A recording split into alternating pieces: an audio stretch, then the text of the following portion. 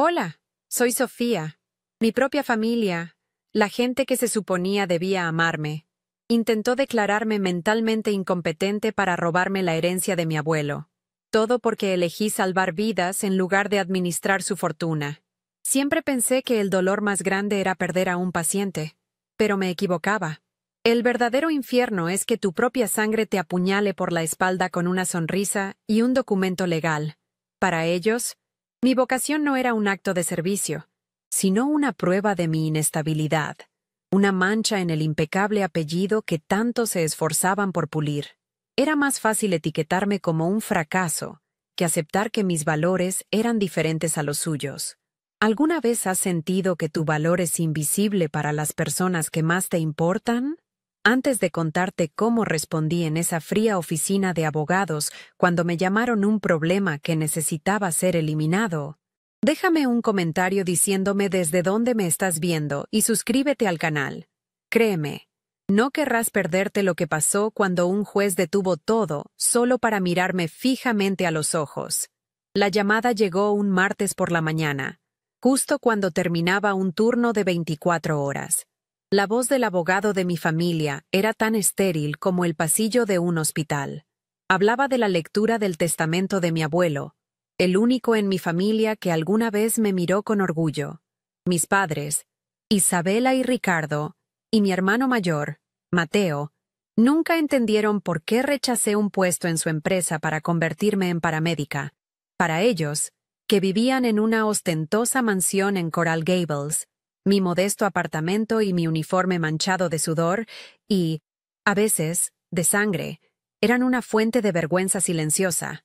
Creían que la vida se medía en ceros en una cuenta bancaria y en apariciones en las páginas sociales de Miami. Yo, en cambio, la medía en latidos de corazón recuperados. La muerte de mi abuelo abrió la puerta no solo al duelo, sino a la batalla final por mi dignidad. Una que nunca imaginé que tendría que librar contra mi propia familia.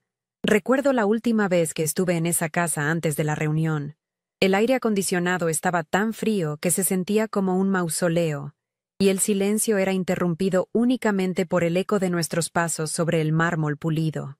Sobre la mesa de centro de la sala, como un monumento a mi exclusión, reposaba el pesado álbum de fotos de la gala anual de la familia. Un tomo de cuero con el escudo familiar grabado en oro. Pasé mis dedos sobre la cubierta, sabiendo que dentro había cientos de sonrisas falsas, vestidos de diseñador y copas de champán, pero ninguna foto mía. Hacía 5 años que no me invitaban. Mi madre, Isabela, me vio mirándolo y su expresión se endureció. «Es un evento de negocios, Sofía. No entenderías», dijo. Su voz cortante mientras su mirada recorría mi sencilla ropa con evidente desaprobación. El álbum no era solo un libro de fotos. Era un recordatorio perpetuo de que yo no pertenecía, de que mi mundo de sirenas y emergencias era un universo ajeno e indeseable para ellos. Mi abuelo era todo lo contrario. Aún puedo oír su voz cálida y ligeramente ronca diciéndome, mientras me veía estudiar para mis exámenes de certificación: «Mija, tus manos están hechas para sanar, no para contar dinero. Eso es un don más valioso que cualquier acción en la bolsa». Él financió mis estudios en secreto, sabiendo que mis padres se opondrían. Cuando me gradué, me regaló un estetoscopio de alta calidad, grabado con mis iniciales. «Para que nunca olvides que tu verdadero valor está en el corazón que escuchas, no en la cartera que llenas», me dijo. Ese recuerdo era mi ancla. Él creía en mí, y su voluntad de dividir su patrimonio en partes iguales era su último acto de fe en mi capacidad. Por eso, cuando el abogado mencionó una cláusula sobre el heredero más responsable, una alarma silenciosa comenzó a sonar en mi cabeza, pero la ignoré, confiando ingenuamente en el amor familiar que, en realidad, ya no existía. La ingenuidad se hizo añicos con el mensaje de texto de Mateo la noche antes de la reunión. «Prepárate para mañana, hermanita. Es importante para el futuro de la familia». El tono era condescendiente, casi burlón. En ese momento, sentí un nudo en el estómago. No era una simple formalidad, era una emboscada. Pasé la noche en vela, repasando cada interacción reciente, cada comentario pasivo-agresivo de mi madre sobre mi estilo de vida bohemio, cada mirada de decepción de mi padre. El aire en mi pequeño apartamento se sentía pesado, cargado de una premonición que no podía nombrar. Revisé mis finanzas, mis ahorros, mi modesto plan de jubilación. Era una vida simple, pero era mía, construida con mi propio esfuerzo. No era la vida de lujos que ellos esperaban para mí, pero era una vida honesta. No tenía idea de que esa honestidad, mi propia independencia, sería usada como el arma principal en mi contra. El bufete de abogados estaba en el piso 40 de un rascacielos de cristal en Brickell, el corazón financiero de Miami. Desde la ventana de la sala de espera, la ciudad parecía un tablero de Monopoly, un juego de poder y dinero que yo nunca había querido jugar. Cuando entré a la sala de conferencias, ellos ya estaban allí, sentados en un lado de la larga mesa de caoba, un frente unido y formidable. Mi madre, con un traje de diseñador color marfil, mi padre, con su habitual expresión de incomodidad controlada, y Mateo, con una sonrisa que no llegaba a sus ojos. Parecían sacados de una revista de negocios, mientras que yo, con mis pantalones de vestir y mi blusa sencilla, me sentía como una extraña en una obra de teatro para la que no me habían dado el guión. El silencio era denso, cargado de una hostilidad que podía cortarse con un cuchillo. Nadie me saludó. Simplemente me señalaron la silla vacía frente a ellos, como si fuera una acusada a punto de ser sentenciada. El abogado, un hombre con un rostro impasible y un traje carísimo, comenzó sin preámbulos. Habló del profundo amor de mi abuelo por la familia y su deseo de asegurar su legado. Luego, su tono cambió.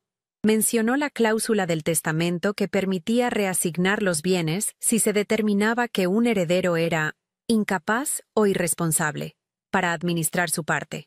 Fue entonces cuando soltó la bomba. Por lo tanto, dijo, mirándome directamente por primera vez, la familia ha presentado una petición para que el tribunal te declare legalmente incapacitada para gestionar el patrimonio, solicitando que la herencia sea administrada por tu hermano, Mateo, en tu nombre. Las palabras me golpearon como una descarga eléctrica. Inestable profesión, horarios erráticos, falta de visión financiera, riesgo para el patrimonio familiar. Cada frase era una piedra lanzada con precisión. Mi madre añadió, con una frialdad que me heló los huesos, es por tu propio bien, Sofía. No sabes manejar el dinero. Esto es para protegerte de ti misma. Sentí que el aire me faltaba. El lujoso despacho, con sus vistas panorámicas y sus muebles de diseño, de repente se sentía como una caja sofocante. La humillación era un sabor amargo en mi boca. No era por el dinero. Nunca lo fue. Era la traición absoluta. Era la confirmación final de que, para ellos, yo era un error, una pieza defectuosa que no encajaba en su perfecta maquinaria de riqueza y estatus. Mis ojos se encontraron con los de mi padre, buscando una pizca de apoyo, pero él desvió la mirada hacia sus costosos zapatos de cuero, un cobarde hasta el final. Mateo, en cambio, me sostuvo la mirada, y en sus ojos vi una satisfacción fría, el triunfo del hijo predilecto que finalmente se deshacía del problema. Instintivamente, mi mano fue a mi bolso. Mis dedos rozaron un trozo de papel doblado y desgastado que siempre llevaba conmigo. Una nota de agradecimiento de un paciente anónimo, cuya vida había salvado meses atrás. No la saqué, pero su simple tacto fue un ancla, un recordatorio silencioso de quién era yo realmente, lejos de sus crueles acusaciones. El abogado deslizó un documento sobre la mesa pulida. Un acuerdo. Me ofrecían una pequeña asignación mensual, una miseria controlada por Mateo, a cambio de que yo renunciara voluntariamente a mis derechos sobre la herencia de mi abuelo. Era el golpe de gracia, la máxima humillación. Querían que firmara mi propia sentencia, que admitiera que era la incompetente que ellos decían que era. En ese instante, el dolor se transformó en una rabia helada y cristalina. Todo el miedo, toda la necesidad de su aprobación que había cargado durante años, se evaporó. Lentamente, Empujé el documento de vuelta hacia él. Levanté la barbilla y los miré a los tres, uno por uno. Mi voz, cuando finalmente salió, no fue un grito, sino un susurro firme y lleno de una fuerza que no sabía que poseía. «Nos vemos en la corte», dije.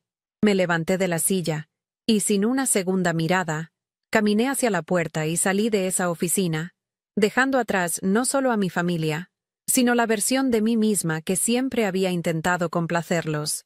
La guerra acababa de empezar. El viaje de regreso desde Brickell fue un borrón.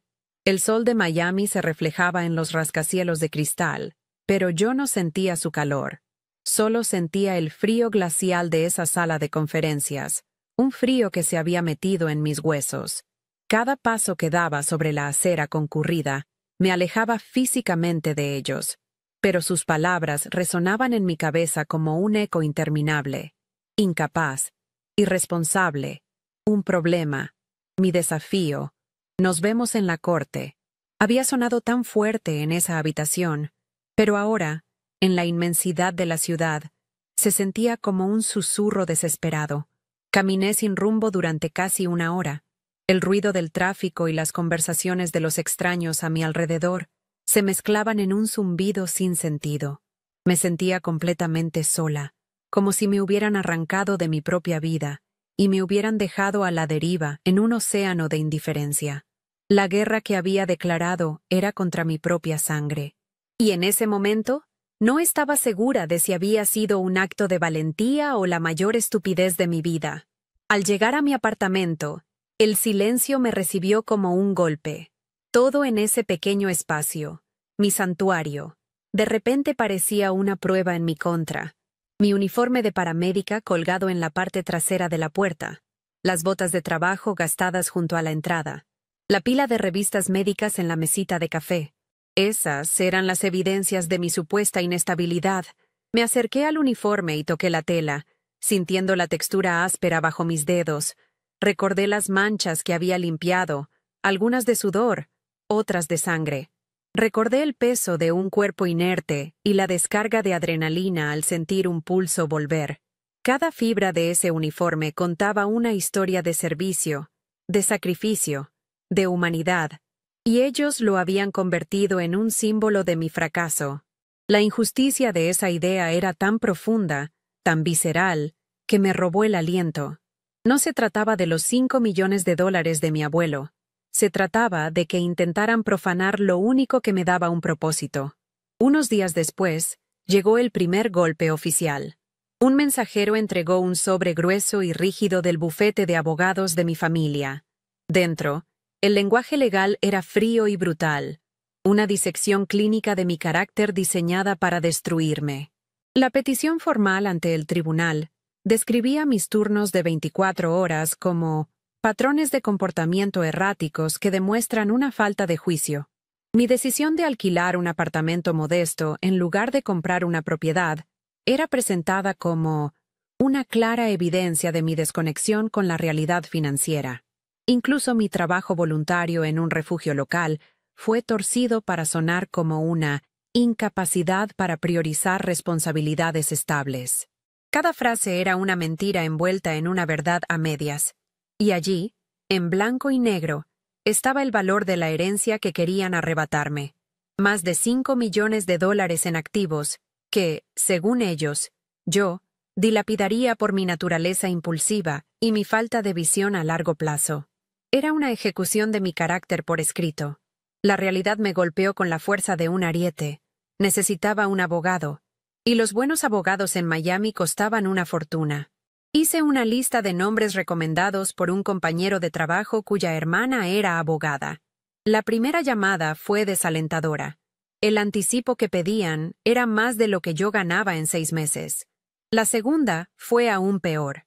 El abogado me escuchó con una simpatía superficial antes de decirme sin rodeos que un caso contra una familia tan influyente como la mía sería una batalla cuesta arriba y extremadamente costosa. Sentí cómo el pánico comenzaba a formarse en mi pecho. Este era su plan, me di cuenta. No solo querían vencerme en la corte, querían desangrarme económicamente antes de que pudiera siquiera presentar una defensa. Era una guerra de desgaste, y ellos tenían un arsenal ilimitado, mientras que yo apenas tenía un escudo. La balanza de la justicia se inclinaba peligrosamente, no por la verdad, sino por el peso del dinero. Decidí que no podían intimidarme. Con una resolución que no sentía del todo, conduje hasta Coral Gables. Necesitaba recuperar algunos objetos personales de mi antigua habitación, cosas que mi abuelo me había regalado y que no pensaba dejar atrás. La mansión familiar se sentía más como un museo que como un hogar, fría e impersonal. Mi madre, Isabela, me encontró en el vestíbulo de mármol. Su rostro, perfectamente maquillado, era una máscara de desdén. «¿Qué haces aquí, Sofía? ¿Ya te diste por vencida?», preguntó, su voz sin una pizca de calidez. «Deberías haber aceptado nuestra generosa oferta. Te habrías ahorrado esta humillación pública». La palabra «generosa» me revolvió el estómago. No había súplica en mis ojos, solo una determinación fría que pareció desconcertarla. «Vine por mis cosas», le dije, y pasé a su lado sin esperar una respuesta. Su silencio hostil me siguió por la gran escalera, una presencia invisible y opresiva. Mi antigua habitación había sido despojada de cualquier personalidad. Las paredes, que una vez estuvieron cubiertas con pósteres y fotos, ahora estaban desnudas. Parecía más una habitación de invitados que el lugar donde había crecido. Sobre la mesita de noche, sin embargo, estaba lo que había venido a buscar: el estetoscopio de alta gama que mi abuelo me regaló en mi graduación. Mis iniciales, S.R., estaban finamente grabadas en la campana de metal. Lo tomé en mis manos. Su peso familiar y frío era reconfortante. Era un recordatorio tangible de su fe en mí. Mientras lo guardaba en mi bolso, escuché las voces de mi madre y Mateo desde el salón de abajo. «No te preocupes, mamá», dijo Mateo con su habitual arrogancia. «Es solo un berrinche. En cuanto se dé cuenta de que no puede pagar a un abogado, vendrá arrastrándose». Siempre ha sido así de dramática. Sus palabras me atravesaron, pero en lugar de herirme, encendieron una llama de furia en mi interior. Al bajar, mi mirada se desvió hacia la mesa de centro de la sala. Allí estaba, abierto, el pesado álbum de fotos de cuero, ese monumento a mi exclusión. Una nueva página estaba a la vista, una que no había visto antes. Era una foto de la gala benéfica más reciente. Mateo estaba en el centro, sonriendo, estrechando la mano de un senador estatal. Mis padres estaban a su lado. Sus rostros resplandecían de orgullo. La leyenda debajo de la foto, impresa en una elegante caligrafía, decía: «La familia Rivas, continuando un legado de servicio y filantropía en nuestra comunidad». La hipocresía era tan descarada que me dio náuseas. Se presentaban como pilares de la sociedad, como benefactores generosos, mientras en privado conspiraban para despojar a su propia hija de su herencia y su dignidad. Su reputación, su impecable imagen pública, era lo único que les importaba. ¿Y yo? Con mi vida de sirenas y emergencias, era una mancha que necesitaban borrar a toda costa. Los siguientes meses fueron un infierno. Encontré una abogada joven y tenaz que aceptó tomar mi caso con un plan de pagos, pero sabía que estábamos en desventaja. Para cubrir los crecientes gastos legales, empecé a tomar todos los turnos extra que podía. Vivía a base de café y adrenalina. Mis compañeros de trabajo comenzaron a notar las ojeras bajo mis ojos y mi agotamiento constante. «¿Estás bien, Sofía?», me preguntó mi compañero, Carlos, un día después de un turno particularmente brutal en el que no pudimos salvar a un joven de un accidente de moto. «Pareces un fantasma». Asentí y forcé una sonrisa, pero por dentro me estaba desmoronando. La soledad era la peor parte. No podía contarle a nadie la verdad completa. ¿Cómo explicar que la gente que se suponía que debía amarme incondicionalmente me estaba tratando como a un enemigo? La vergüenza era un peso constante en mi pecho. Una noche, mi padre me llamó. Era la primera vez que hablaba con él desde la reunión en el bufete. Su voz sonaba cansada, casi suplicante. No hubo una disculpa, ni una pizca de remordimiento. En cambio, intentó usar la culpa como un arma. «Sofía, hija, Esto está destruyendo a tu madre. Apenas duerme. ¿No puedes ver el dolor que estás causando? Dijo. Mateo solo está tratando de proteger el legado de tu abuelo. Eres tú la que está siendo terca, la que está destrozando a esta familia. Me quedé en silencio, escuchando su intento de retorcer la realidad. Me estaban pintando como la villana, la causante de toda la discordia, simplemente por defenderme. Era una táctica cruel y cobarde. Una forma de gaslighting tan descarada que me dejó sin palabras. Querían que me sintiera culpable por luchar por mi propia dignidad. En ese momento, cualquier pequeña esperanza que albergaba de que mi padre pudiera tener algo de decencia, se extinguió para siempre. Esa noche toqué fondo. Sentada en el suelo de mi sala, rodeada de facturas legales y documentos judiciales que apenas entendía, me sentía abrumada por una desesperación absoluta. Parecía una batalla imposible de ganar. Estaba a punto de rendirme, de llamar a mi abogada y decirle que no podía más. Instintivamente, busqué mi bolso y saqué mi cartera. Mis dedos encontraron un trozo de papel doblado y gastado. Era la nota de agradecimiento del paciente anónimo. La desdoblé con cuidado, sus bordes suaves por el tiempo. Gracias, me devolviste a mi familia. Nunca olvidaré tu rostro. Leí esas palabras una y otra vez. La letra temblorosa de un extraño tenía más verdad y más humanidad que cualquier cosa que mi familia me hubiera dicho en años. Esa nota no era solo papel. Era mi ancla. Era la prueba irrefutable de mi valor. Un valor que no se medía en dólares, sino en latidos del corazón. Una nueva fuerza surgió desde lo más profundo de mi ser. Ya no era desesperación, sino una calma helada y decidida. Al día siguiente, llamé a mi abogada. Vamos a seguir adelante, le dije, mi voz firme y clara, sin rastro de la duda que me había consumido la noche anterior. No me importa lo que tengamos que hacer. No voy a dejar que me definan con sus mentiras. Colgué el teléfono y mi mirada se posó en mi uniforme. Ya no lo veía como una acusación, sino como mi armadura.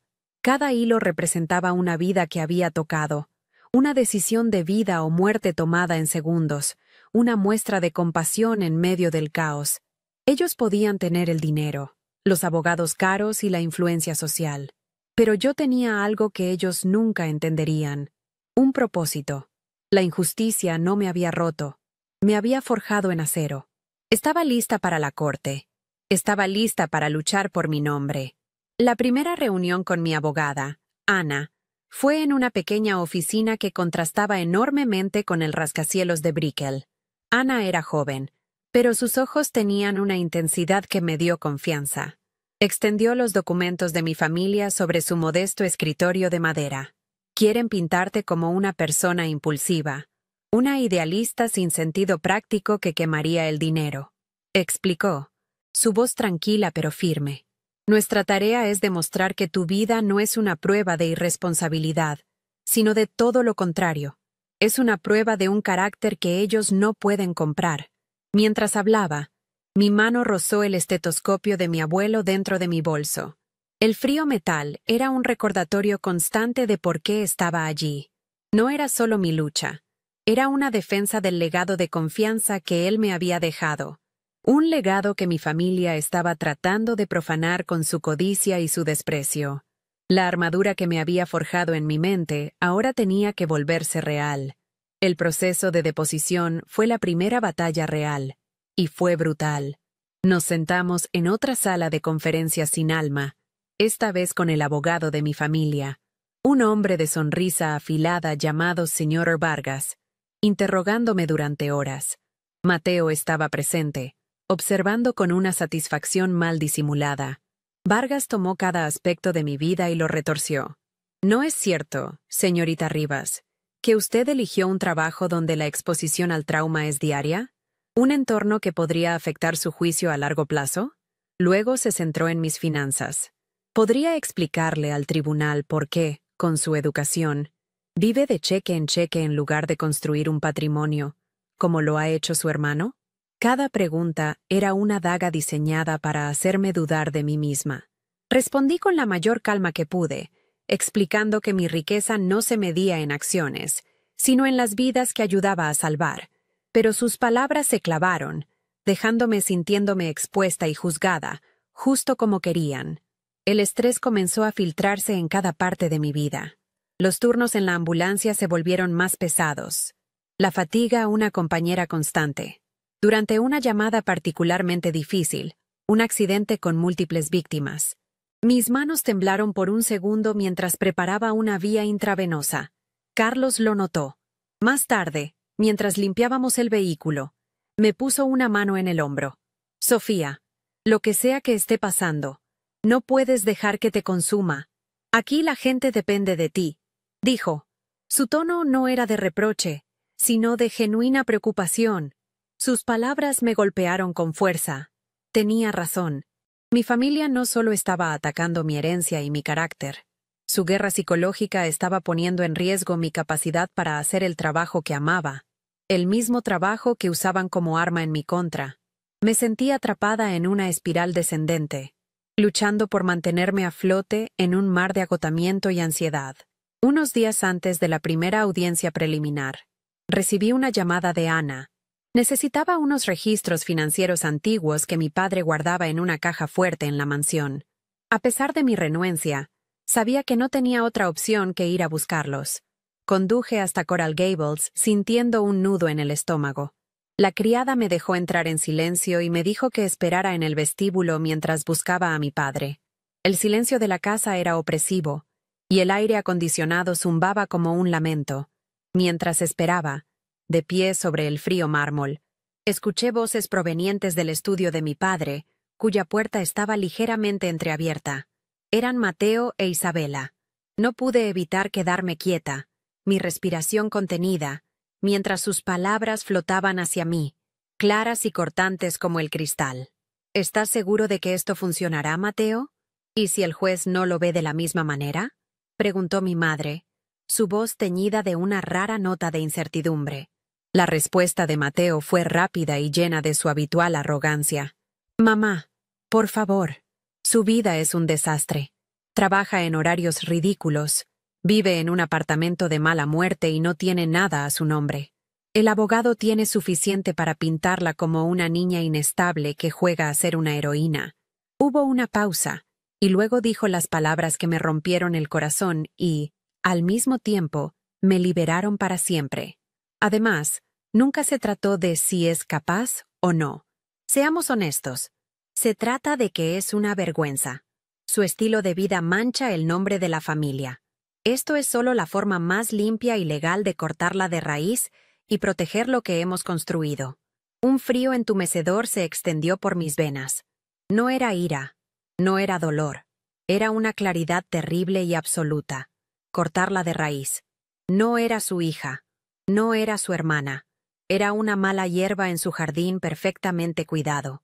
En ese instante, todo el deseo persistente de su aprobación, cada pequeña herida de su desdén a lo largo de los años, se cauterizó y se convirtió en una cicatriz dura e insensible. Ya no había nada que salvar, nada que recuperar. Cuando mi padre finalmente apareció con los documentos, mi rostro debía de ser una máscara de piedra. No dije una palabra. Simplemente tomé la carpeta, me di la vuelta y me fui. Mientras caminaba hacia mi auto, el peso del álbum de fotos de la familia en la mesa de centro ya no me afectaba. Era solo un libro lleno de extraños con los que compartía un apellido, nada más. La batalla ya no era por mi dignidad a sus ojos, era por mi libertad de ellos. En mi siguiente reunión con Ana, ella notó el cambio en mí de inmediato. Algo pasó, dijo, más como una afirmación que como una pregunta. Le conté lo que había escuchado. No lloré. Mi voz era monótona, casi clínica, mientras repetía las palabras de Mateo. Ana escuchó en silencio, sus ojos fijos en los míos. Cuando terminé, asintió lentamente. Esto es horrible, Sofía, pero desde un punto de vista legal, esto es oro, dijo en voz baja. Esto demuestra que su petición no se basa en una preocupación genuina por tu bienestar, sino en el prejuicio y el deseo de excluirte. Esto es malicia. Podemos usarlo. Por primera vez en meses, sentí una chispa de poder. Su crueldad, su desprecio desnudo, se había convertido en mi arma más afilada. La dinámica había cambiado. Ya no estaba a la defensiva. Ahora tenía algo con qué atacar. Para contrarrestar su narrativa de inestabilidad, necesito que me des ejemplos concretos de tu responsabilidad y tu juicio bajo presión. Me pidió Ana una tarde, mientras preparábamos mi testimonio. Piensa en los momentos más difíciles de tu carrera, donde tuviste que tomar decisiones de vida o muerte. Cerré los ojos y mi mente se inundó de imágenes, sirenas, luces intermitentes, el caos de las emergencias. Y entonces, un recuerdo se destacó con una claridad sorprendente. Un accidente masivo en la I-95 hace unos años, durante una tormenta tropical. La lluvia era una cortina de agua, y el metal de los autos destrozados brillaba bajo los relámpagos. Recordé a un hombre atrapado en un sedán plateado de lujo, un Mercedes, con una herida grave en el pecho. Estaba fuera de servicio ese día, pero fui la primera en la escena. Mientras los demás esperaban a los servicios de emergencia, yo me abrí paso, estabilicé su cuello y apliqué presión en la herida, hablando con él para mantenerlo consciente hasta que llegó la ayuda. Nunca supe su nombre. Era solo un rostro en una larga lista de rescates, un recordatorio del deber anónimo que había elegido. A medida que se acercaba la fecha del juicio, la presión de mi familia cambió de táctica. Recibí una oferta de acuerdo a través de sus abogados. Era sustancialmente más generosa que la miserable asignación mensual que me habían ofrecido al principio. Me ofrecían una suma global considerable, suficiente para comprar una casa y vivir cómodamente durante años. Pero venía con una condición innegociable. Tendría que firmar un acuerdo de confidencialidad que me prohibiría hablar del asunto para siempre. Y lo más importante, tendría que renunciar públicamente a mi reclamo, admitiendo que la gestión de Mateo era en el mejor interés de la familia. Era un soborno envuelto en un lenguaje legal. Querían comprar mi silencio, borrar su traición de los registros públicos y salir con su impecable reputación intacta. Era una última y desesperada jugada para controlar la narrativa y evitar la humillación de un juicio público. Miré la oferta sobre la mesa de la cocina. El papel grueso y caro se sentía como veneno bajo mis dedos. Podría haber tomado el dinero y haber desaparecido. Podría haber puesto fin a la pesadilla, al estrés y a las noches de insomnio. Por un momento fugaz, la idea fue tentadora, pero entonces recordé la voz de Mateo diciendo, cortarla de raíz. Recordé la mirada vacía de mi padre. Recordé el desdén en el rostro de mi madre. Esto nunca había sido por el dinero. Se trataba de la verdad. Tomé el teléfono y llamé a Ana. Rechaza la oferta, le dije, mi voz sin un ápice de duda. Diles que nos vemos en la corte. Colgué y mi mirada se posó en el calendario de mi pared. La fecha del juicio estaba marcada con un círculo rojo. Ya no lo veía con miedo, sino con una determinación helada. Iba a entrar en esa sala del tribunal, no como la hija avergonzada, sino como la mujer en la que me habían convertido, una sobreviviente lista para reclamar su historia. Los días previos al juicio se sintieron como el silencio denso y cargado que precede a una tormenta. La decisión de rechazar su oferta había cerrado la última puerta a una retirada pacífica. Ahora solo quedaba la guerra. Mis sesiones con Ana se volvieron más intensas, no solo repasando hechos, sino preparándome mentalmente para el ataque que vendría. Van a intentar desmantelarte pieza por pieza, Sofía, me advirtió, sus ojos serios fijos en los míos. Usarán tu compasión como una debilidad y tu dedicación como una obsesión. No puedes dejar que te afecte. Recuerda por qué estás aquí. Yo asentía, pero por dentro, una parte de mí todavía temía no ser lo suficientemente fuerte. Sin embargo, cada vez que esa duda surgía, recordaba la voz de Mateo, fría y cortante, diciendo, cortarla de raíz. Esa frase se había convertido en mi combustible, el recordatorio constante de que no estaba luchando contra una familia, sino contra un enemigo que ya me había dado por muerta. Una tarde, mientras organizábamos las pruebas, Ana me pidió que le contara de nuevo sobre el accidente en la I-95. Quería cada detalle. Mientras yo hablaba, Ella escribía furiosamente. Describí la lluvia torrencial, el sonido del metal retorciéndose, el olor a gasolina y el caos general. Le expliqué cómo evalué la situación, cómo prioricé a las víctimas basándome en la gravedad de sus heridas. Un proceso llamado triaje. Hablé del hombre en el Mercedes, no como un individuo, sino como un paciente con trauma torácico penetrante. Describí los pasos clínicos que tomé para estabilizarlo, la forma en que usé mi voz para mantenerlo anclado a la conciencia mientras mis manos trabajaban para detener la hemorragia. Para mí, era un recuento de un procedimiento. Para Ana, era la pieza central de nuestra defensa. «¿No ven esto, Sofía?», dijo, levantando la vista de sus notas. «Ellos ven un uniforme manchado. Yo veo a una líder tomando decisiones de vida o muerte bajo una presión inimaginable. Eso es responsabilidad». La noche antes del juicio, la soledad de mi apartamento se sentía aplastante. El peso de lo que estaba por venir me presionaba el pecho, dificultando la respiración.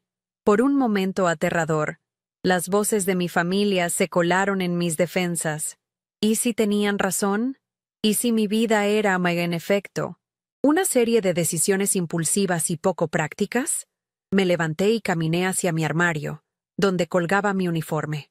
Lo toqué, y luego, casi por instinto, fui a mi bolso. Saqué la pequeña nota de agradecimiento, sus bordes desgastados por el constante contacto con mis dedos. «Me devolviste a mi familia».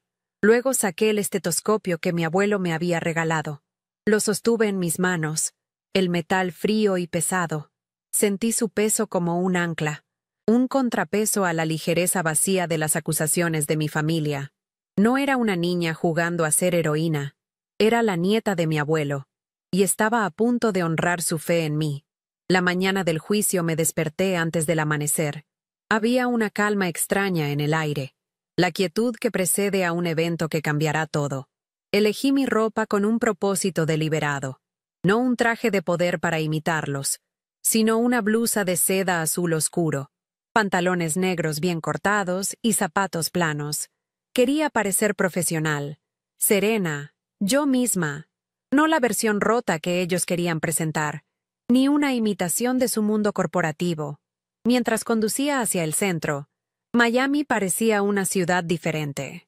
Los imponentes rascacielos de Brickell, que una vez me hicieron sentir pequeña e insignificante, ahora parecían frágiles estructuras de cristal.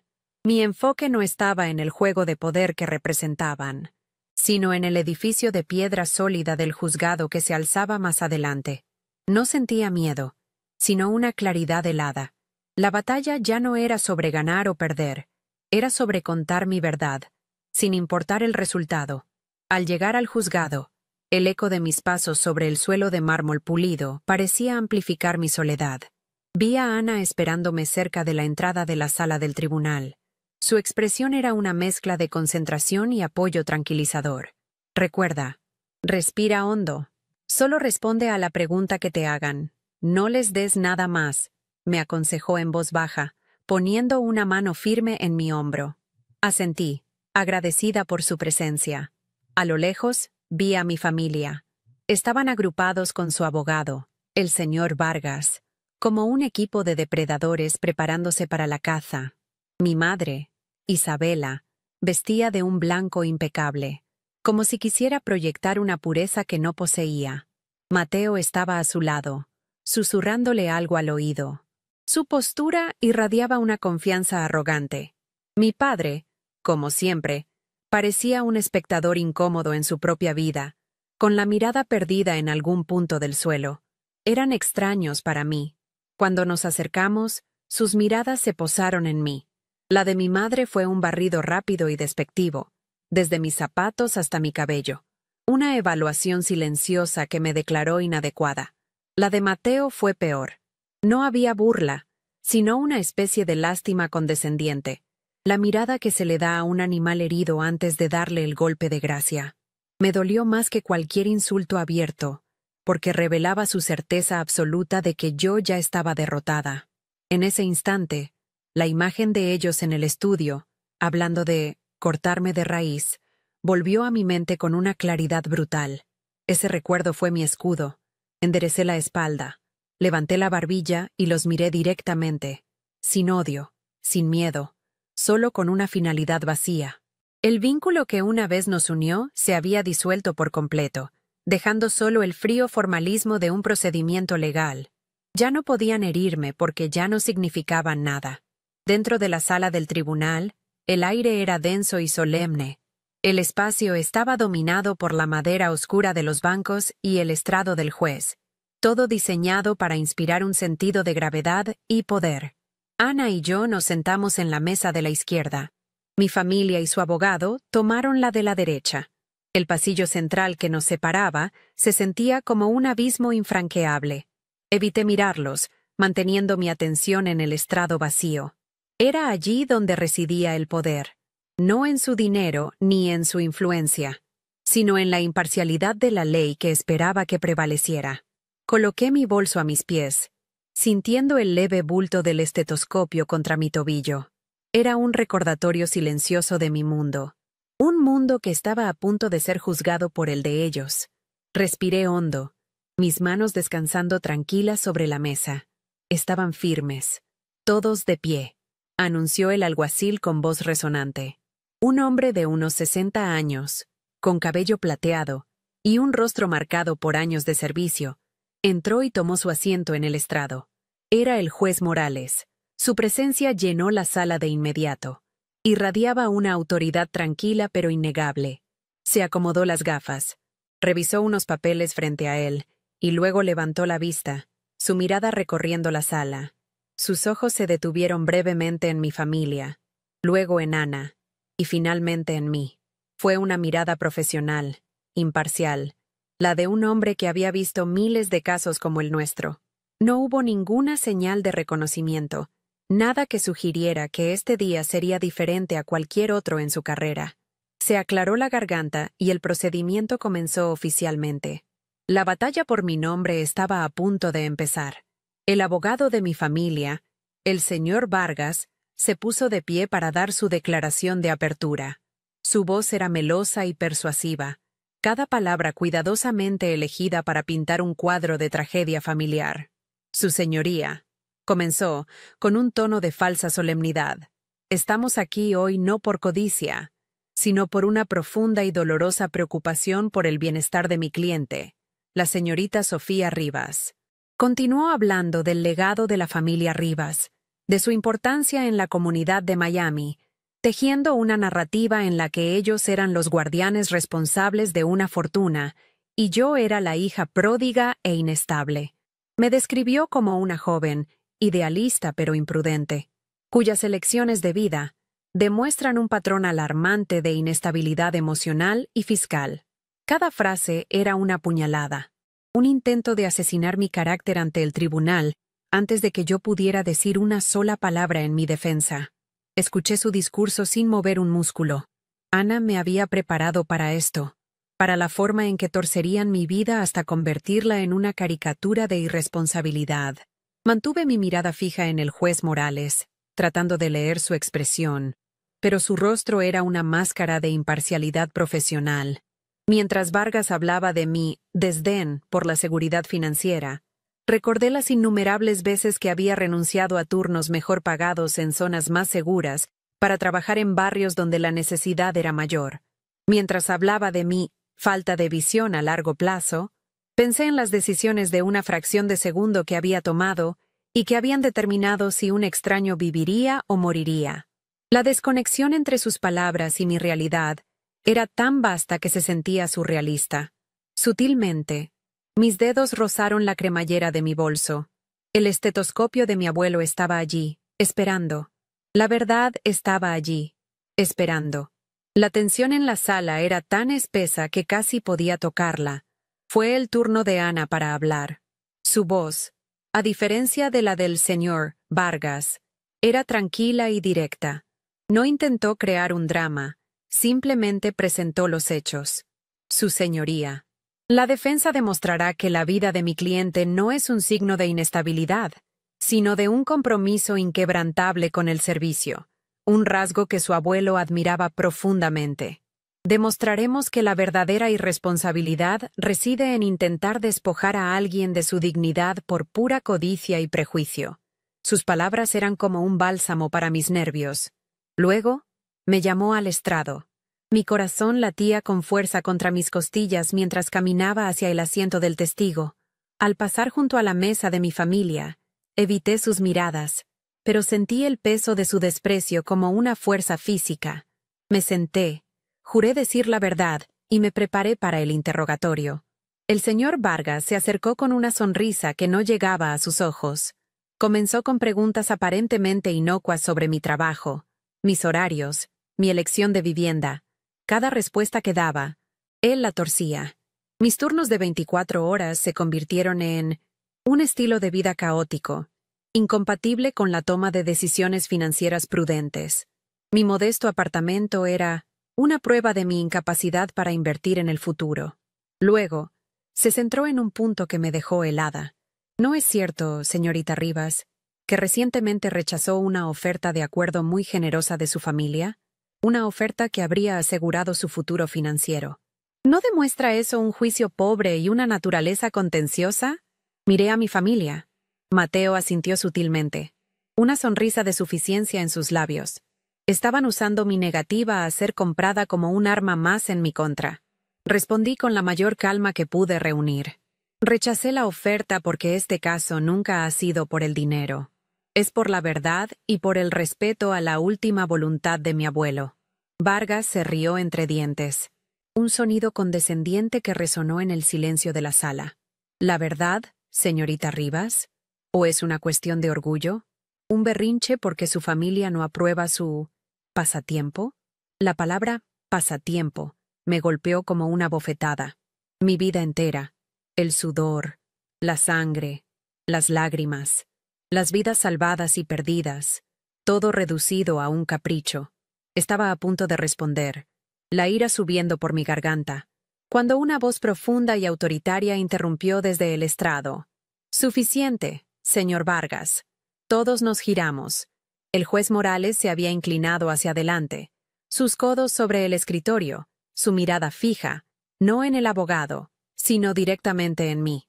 Había una expresión extraña en su rostro, una mezcla de incredulidad y una intensa concentración. El silencio se apoderó de la sala. El juez Morales me observó durante lo que pareció una eternidad, sus ojos entrecerrados como si intentara resolver un rompecabezas complejo. El señor Vargas se quedó congelado a mitad de su postura arrogante, la boca ligeramente abierta. Mi propia familia parecía confundida, intercambiando miradas nerviosas. El juez ignoró por completo al abogado y se dirigió a mí, su voz ahora más baja, casi personal.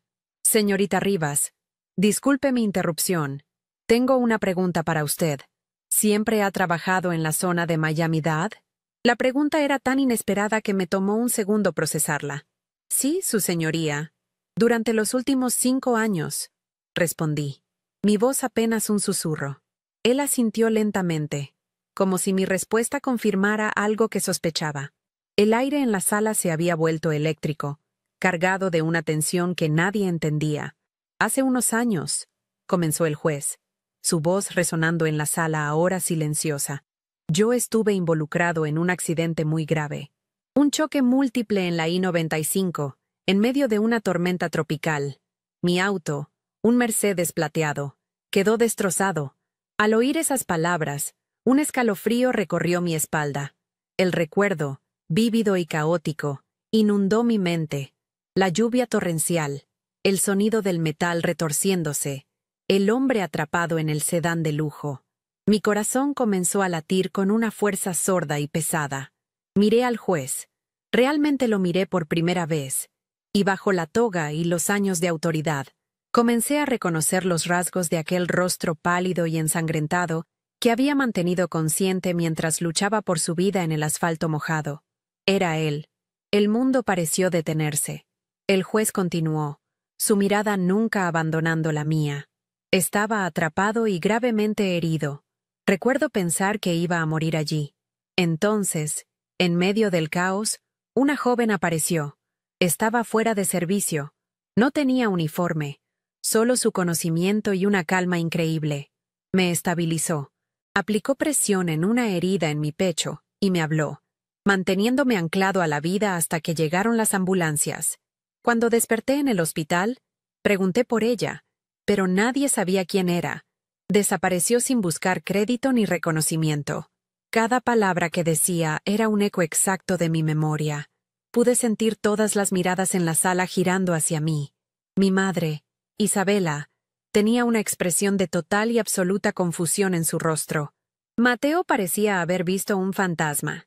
Mi propia abogada, Ana, me miraba con los ojos muy abiertos, dándose cuenta de lo que estaba sucediendo. El juez Morales hizo una pausa, y la sala contuvo la respiración colectivamente. Luego, con una certeza que no dejaba lugar a dudas, dijo las palabras que lo cambiaron todo. Esa joven paramédica. Era usted, ¿verdad, señorita Rivas? No fue una pregunta, fue una declaración. El aire salió de mis pulmones en un suspiro tembloroso. No podía hablar, solo pude asentir lentamente, una sola lágrima rodando por mi mejilla. Un murmullo ahogado recorrió la sala del tribunal. El martillo del juez golpeó la madera con una fuerza atronadora. «Silencio», ordenó, aunque su voz carecía de su anterior dureza. Ahora estaba llena de una emoción contenida. El mundo que mi familia había construido con sus mentiras y su desprecio se había derrumbado en un solo instante, demolido por un acto de servicio que ellos nunca habrían entendido ni valorado. La reacción de mi familia fue una implosión silenciosa. La máscara de superioridad de mi madre se hizo añicos, revelando un rostro pálido y horrorizado. Su mano voló a su boca, sus ojos fijos en mí, como si me viera por primera vez. Mi padre, Ricardo, se encogió en su asiento, su rostro enrojeciendo de una vergüenza tan profunda que parecía físicamente dolorosa. Desvió la mirada, incapaz de enfrentarse a la mía o a la del juez. Pero la transformación más dramática fue la de Mateo. Su arrogancia se evaporó, reemplazada por una incredulidad atónita. Su boca se abrió y se cerró sin emitir sonido, como un pez fuera del agua. El hijo dorado, el heredero responsable, había sido eclipsado por la hermana que consideraba un fracaso. En ese momento, supe que había ganado, no solo la herencia, sino algo infinitamente más valioso. Mi verdad. El señor Vargas, recuperándose del shock, se puso de pie de un salto. «Objeción, su señoría. Esto es completamente irrelevante y perjudicial». El juez lo fulminó con la mirada. «Siéntese, señor Vargas. Su objeción es denegada, y le advierto que no vuelva a interrumpirme». Luego, se dirigió a toda la sala. «Dadas las circunstancias, es evidente que tengo un conflicto de intereses personal y profundo en este caso. Por lo tanto, con efecto inmediato, me recuso de este procedimiento». Se puso de pie, un acto que señalaba el final de la audiencia, pero antes de irse, se detuvo y miró directamente a la mesa de mi familia, su voz clara y cortante. La petición presentada ante este tribunal se basa en la afirmación de que la señorita Sofía Rivas es una persona irresponsable e incapaz de tomar decisiones acertadas bajo presión. Hizo una pausa, dejando que sus palabras colgaran en el aire denso y cargado. Su mirada se posó una última vez en mí, y por primera vez, no vi a un juez, sino al hombre cuya vida había sostenido en mis manos. Había una gratitud y un respeto en sus ojos que valían más que cualquier fortuna. «Permítanme dejar constancia», continuó, su voz resonando con una autoridad moral que iba más allá de su posición legal, que basado en la evidencia más personal y directa posible, no puedo concebir una persona más responsable, valiente y capaz que la mujer sentada en ese estrado. Que el próximo juez tenga eso en cuenta. Con esas palabras finales, se dio la vuelta y salió de la sala del tribunal, dejando tras de sí un silencio devastador, roto solo por el sonido de la dignidad de mi familia, haciéndose añicos contra el suelo de mármol. Me quedé sentada, temblando ligeramente, mientras el caos comenzaba a arremolinarse a mi alrededor. Ana me puso una mano firme y tranquilizadora en el hombro. Su sonrisa era una mezcla de asombro y triunfo. «Lo hiciste, Sofía. susurró. Miré a través del abismo que nos separaba de mi familia. Ya no veía a los gigantes que me habían intimidado toda mi vida. Veía a 3 personas pequeñas y rotas, ahogándose en la vergüenza de su propia crueldad, expuestas ante el mundo no por mis palabras, sino por mis acciones. La batalla legal continuaría, pero la guerra por mi alma acababa de terminar, y yo la había ganado. Saqué el estetoscopio de mi abuelo de mi bolso y lo sostuve con fuerza. Su fe en mí había sido vindicada de la manera más pública e inesperada posible. Ya no era la mancha en el apellido Rivas. Era la dueña de mi propia historia. La salida de mi familia del tribunal fue un espectáculo de vergüenza silenciosa. No corrieron, pero caminaron con una prisa contenida, sus costosos zapatos resonando con una urgencia patética sobre el mármol. Mi madre, Isabela, mantenía la cabeza alta, pero era una postura rígida, frágil, como si un solo toque pudiera hacerla añicos. Mateo la seguía de cerca, su rostro, antes tan lleno de arrogancia, ahora era una máscara pálida de incredulidad y humillación. Mi padre fue el último en salir, y por un fugaz segundo, se detuvo y me miró. En sus ojos no había ira ni disculpa, solo una profunda y abyecta derrota. Era la mirada de un hombre que había apostado por el bando equivocado y lo había perdido todo. Luego, bajó la vista y desapareció por la puerta, cerrando para siempre el capítulo de mi vida en el que su aprobación había importado. Como era de esperar, las consecuencias legales fueron rápidas y decisivas. Menos de 24 horas después de la audiencia, Ana me llamó. La voz del señor Vargas, me dijo, había perdido toda su arrogancia. La petición para declararme incapacitada fue retirada esa misma mañana. No hubo negociación, no hubo condiciones. Simplemente se rindieron. La declaración del juez Morales había convertido su caso en un suicidio público. Continuar habría significado someterse a un escrutinio que su preciada reputación no podría soportar. El legado de mi abuelo, los más de $5 millones en activos, me fue transferido en su totalidad en las semanas siguientes. Legalmente, la guerra había terminado con una victoria tan aplastante que se sintió casi anticlimática. La verdadera batalla, la que se libró dentro de mí, ya la había ganado en esa sala del tribunal. Un par de semanas después, mi padre me llamó. Era un número desconocido, pero reconocí su voz vacilante al instante. No se disculpó. En cambio, intentó una última y patética manipulación.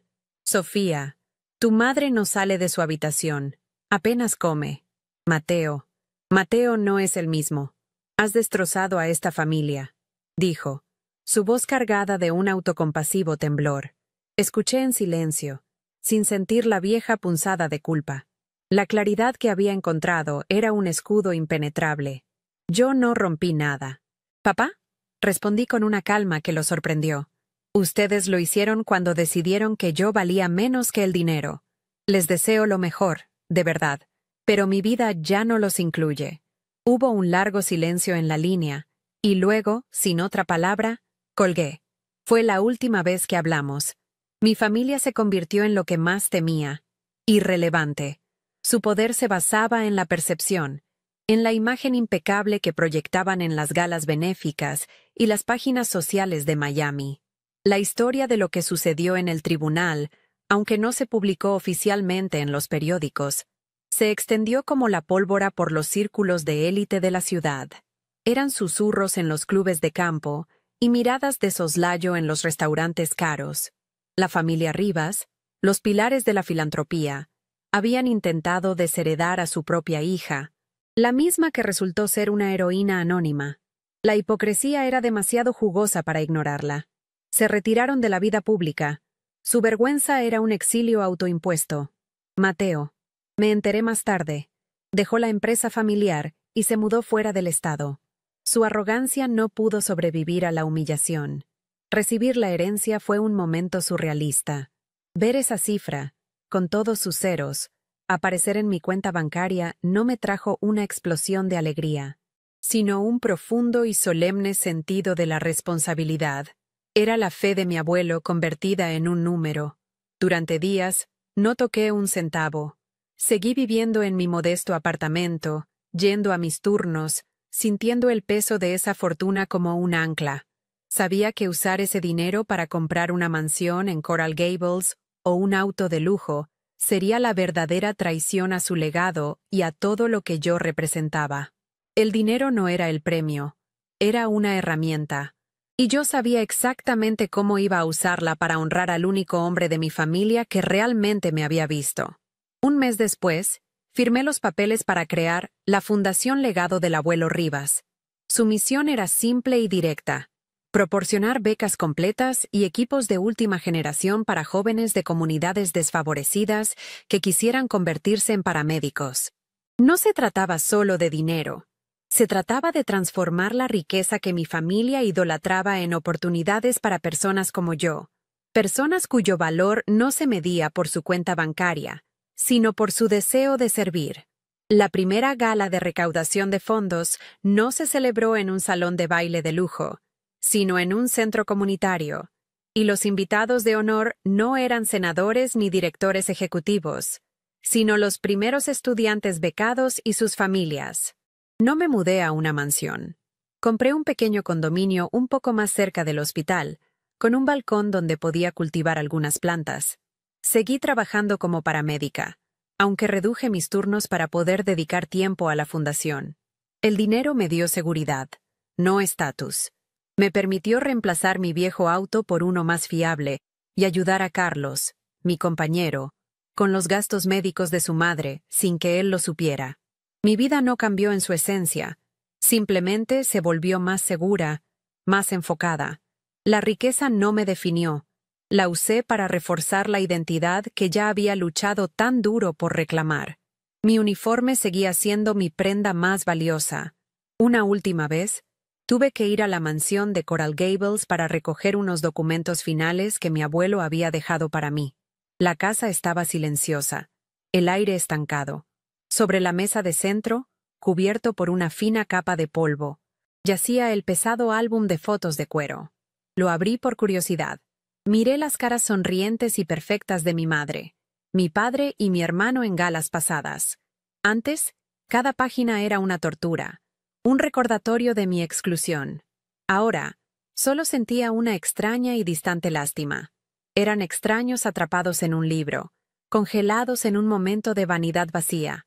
Cerré el álbum suavemente, sin sentir nada. Su poder sobre mí se había desvanecido por completo. Salí de esa casa por última vez y no miré hacia atrás. Hoy, mi vida es tranquila, pero está llena de propósito. No he perdonado a mi familia, porque el perdón requiere arrepentimiento, y ellos nunca lo ofrecieron. Simplemente los he dejado ir. Mi verdadera familia son los jóvenes estudiantes a los que mi fundación apoya, sus rostros llenos de esperanza y determinación. Es Carlos, que sigue siendo mi compañero en la ambulancia. Es la gratitud silenciosa en los ojos de un extraño al que acabo de ayudar. Mi abuelo creía que mis manos estaban hechas para sanar, no para contar dinero. Al final, logré hacer ambas cosas, usando el dinero para multiplicar la sanación. Mi valor ya no es una pregunta que necesite respuesta. Es una verdad que vivo cada día, en cada sirena que suena, en cada vida que toco. Y eso, lo sé ahora, es la única herencia que realmente importa. Al final, lo que aprendí no estaba en ningún libro de texto de medicina ni en un manual de finanzas. La lección más grande de mi vida fue que el valor que otros te asignan es solo un ruido de fondo. Mi familia, con sus mansiones, sus galas y sus juicios fríos, intentó definirme con sus propias etiquetas. Irresponsable, inestable, una decepción. Pero sus voces, por más fuertes y poderosas que fueran, no podían ahogar la silenciosa verdad de mis acciones. Aprendí que tu verdadero valor no se mide por la aprobación que recibes, sino por la integridad que mantienes cuando nadie te está mirando. Es en esos momentos de servicio anónimo, en esos actos de compasión silenciosa, donde forjas la única identidad que realmente importa, la tuya. La ironía de todo es que terminé con la riqueza que ellos tanto adoraban. Pero para mí, el dinero nunca fue el trofeo. Fue la herramienta. Mi familia veía la fortuna como un fin en sí mismo, un monumento a su estatus. Yo aprendí a verla como un río. Su valor no está en estancarla, sino en dejarla fluir hacia donde más se necesita. Usar la herencia de mi abuelo para crear la fundación no fue un acto de caridad, fue un acto de justicia poética. Fue transformar un símbolo de codicia en un motor de esperanza. Cada beca que otorgamos, cada estudiante que ayudamos, es un recordatorio silencioso de que la verdadera riqueza no es lo que acumulas para ti, sino lo que inviertes en los demás. Ese es un legado que ningún mercado de valores puede devaluar. Piénsalo por un momento. El momento que cambió mi vida, el que me devolvió mi nombre y mi dignidad, fue un acto que había olvidado por completo. No lo hice por reconocimiento, ni por una recompensa. Lo hice porque era lo correcto, porque era mi deber, porque en ese caos de metal retorcido y lluvia, un ser humano necesitaba ayuda. Esa es la moraleja que quiero compartir contigo. Tu carácter no se define en los grandes escenarios, bajo los reflectores de la aprobación social. Se define en las trincheras de la vida, en las decisiones que tomas cuando estás cansado, asustado y solo. Es en esos momentos de sacrificio anónimo donde demuestras quién eres realmente, y esa verdad, tarde o temprano, siempre encuentra la manera de salir a la luz. He llegado a entender que la familia no siempre es la sangre que compartes, sino las personas que te ven, que te valoran y que luchan a tu lado. Dejar ir a mis padres y a mi hermano fue el acto más doloroso y, a la vez, el más liberador de mi vida. Me liberé de la jaula de sus expectativas y encontré una nueva familia en los rostros agradecidos de mis pacientes, en la camaradería de mis compañeros y en la esperanza de los jóvenes a los que ahora apoyo. A veces, para encontrarte a ti mismo, tienes que tener el coraje de alejarte de las personas que insisten en verte solo como una versión de lo que ellos quieren que seas. La verdadera pertenencia no es ser aceptado, es ser visto. El juez Morales no fue un salvador milagroso, fue un espejo. En esa sala de tribunal, él no me dio valor, simplemente reflejó el valor que yo ya poseía, el valor que mi familia se había negado a ver. Su testimonio fue la prueba pública de que una vida de servicio silencioso tiene un eco más poderoso que cualquier declaración bancaria. A veces, todo lo que necesitamos es que una persona, solo una, nos mire y vea la verdad de quiénes somos para recordarnos que nunca hemos estado equivocados al elegir el camino de la compasión sobre el de la ambición. Su reconocimiento no fue mi victoria, fue la validación de una vida que yo ya sabía que era valiosa. Así que te pregunto a ti, ¿quién define tu valor? ¿Permites que las voces de otros, sus juicios y sus expectativas, escriban tu historia? Todos tenemos una batalla que librar, una sala de tribunal en nuestras propias vidas donde nuestro carácter es juzgado. Te insto a que encuentres tu propio estetoscopio, tu propia nota de agradecimiento arrugada, ese símbolo tangible de tu verdadero propósito. Aférrate a él. Deja que sea tu ancla en medio de la tormenta. Porque tu valor no es negociable y no depende de la aprobación de nadie. Es una verdad intrínseca, forjada en tus acciones, en tu bondad y en la diferencia que haces en el mundo, por pequeña que sea. Mi historia es la prueba de que tu verdadero propósito a menudo se encuentra en el camino que otros desprecian. Es un recordatorio de que la integridad es una moneda que nunca pierde su valor. Si alguna vez te has sentido invisible, si has luchado por ser visto por quienes deberían amarte más, quiero que sepas que no estás solo. Únete a esta comunidad suscribiéndote al canal y dejando un comentario sobre lo que esta historia te hizo sentir. Juntos, podemos crear un espacio donde cada acto de bondad silenciosa sea celebrado y donde cada uno de nosotros sea recordado, no por lo que tenemos, sino por lo que damos. Tu historia importa. Tu valor es real. Es hora de que el mundo lo vea.